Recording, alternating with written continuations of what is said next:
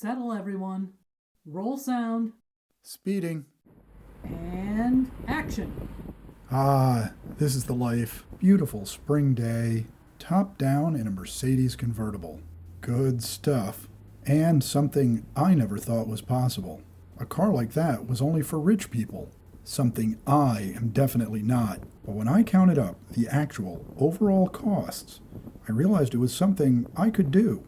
Now, it's not for everyone, but before you count out owning a Mercedes SL, follow me while I count up the actual costs of ownership. Major funding for this program was provided by clicking the like button, with additional support from the Super Thanks Program and subscribers like you. Thank you. The first thing I recognized was that although I had enough money to buy a Mercedes convertible, I did not have enough money to not drive it. Only seriously rich people can afford to buy cars they don't drive, or houses they don't live in, or boats they never sail on. I was going to have to use the car as part of my regular transportation budget. The R129 SL came with an aluminum hardtop for all-season driving, so I drove the car in all seasons. Yes, the bright sunny days of 3 seasons were easy with just the cloth top, but I drove my SL in every season, rain or shine, even during winter, even in the snow. The next thing to know was that I had a long daily commute and often worked 6 or 7 days a week. That made the miles add up fast. And as we go through the numbers, know also that I actively used the car for 8.5 years, from late 2009 into 2018. In part 1 of this look at R129 costs, I told you that I spent $48,179 overall. And I apologize up front, this video is going to have a lot of numbers in it. I said I would do a further breakdown of costs once I got 10,000 subscribers on the channel. Well, I'm not going to get 10,000 subscribers anytime soon. So big thanks to those of you who did subscribe, but I think it's time to look at the figures a little more closely. I'm not a business, so the cost breakdown is for the actual operation of the car. A business would rightfully look at some figures much differently, with an eye towards what are deductible charges against earnings. I don't do that in this report.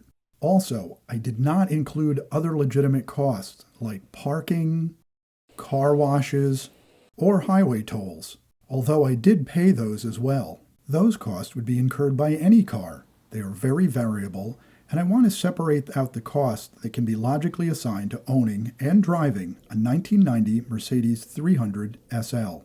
Fixed costs are made up of depreciation, insurance, tax and registration, and inspections. These are costs I would have to apply even if the car never drove 1 mile. First, depreciation. It is the difference between what you pay for the car and what you sell it for. The depreciation on my 300 SL was $7,240. Spread that out over 8.5 years, and it works out to a little over $850 a year. Next, insurance. That came to $3,028 over 8.5 years. Yes, that's what I said. How did I do that? Well, that will be in the next video of the series. Tax and registration cost me $956. And the cost of yearly safety inspections came to $189. Rounding out the spare change, that gave me a fixed cost total of $12,213.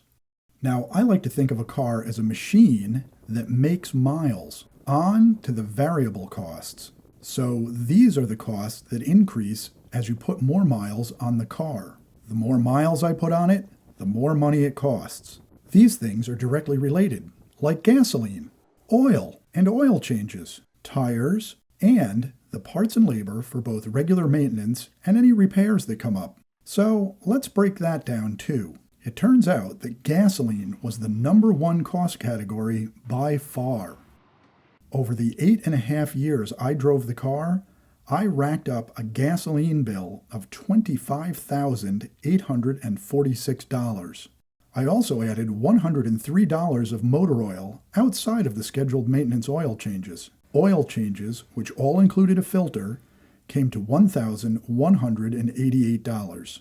Tires wear out the more you drive on them, and on 2 occasions I had to replace damaged tires. So my tire bill over 8.5 years was $2,547. I could have saved a big chunk on that cost, but again, that is a topic for the 3rd video in this series. The last of the variable costs is an area that is very scary for a lot of people: repairs and maintenance. Mercedes-Benz cars are considered to be luxury vehicles and are widely believed to be very expensive to fix. And they certainly can be. This is the parts and labor for things like brake pads and rotors, and the serpentine belt and tensioner, even wheel bearings that are regular wear items. But the R129 also has some problem areas. Things like top hydraulic cylinders that can leak. And who can forget the dreaded dash flash of the earliest cars? Old Mercedes circuit boards are a playground for electrical gremlins. Part of the way that I kept my costs down was by doing most of the work myself. And I often made videos of those repairs and posted them right here on YouTube. That didn't make the parts any cheaper.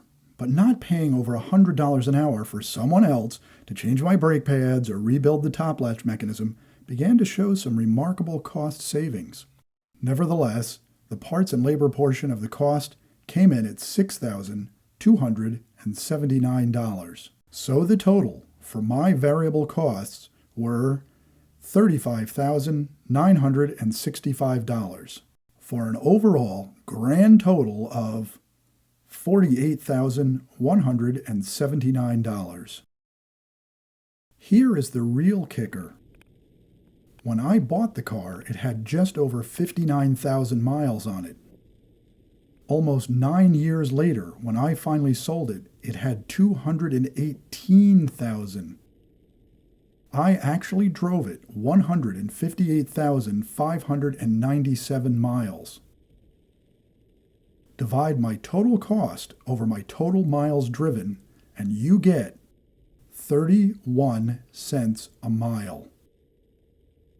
Think about that. That is all in.